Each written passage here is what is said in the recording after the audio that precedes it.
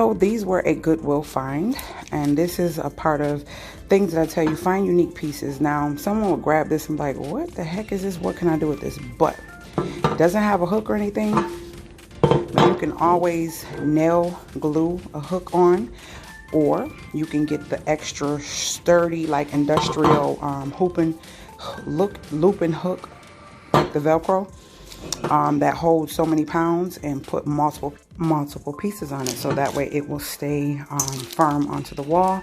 So I'm getting ready to redo these, and I'm going to show you this great idea I had for these. That's why I couldn't resist taking these. So let's get all this crap off, and let me show you what I do to them. These are done.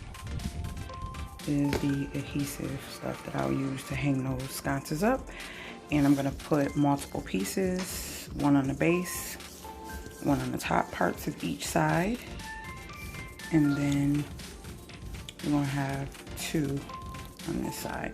So I got to make 3 more like that.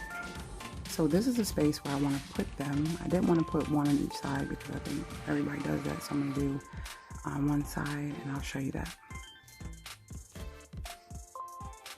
So that's how they look, and I'm going to do something very creative for the inside. So guys, I decided to keep them just as they are. I tried to find pots, and because of the curvature of the arms, or whatever you want to call these, it's hard to find the perfect pot, and if I did, it would have to be so slim. And let me show you what I mean.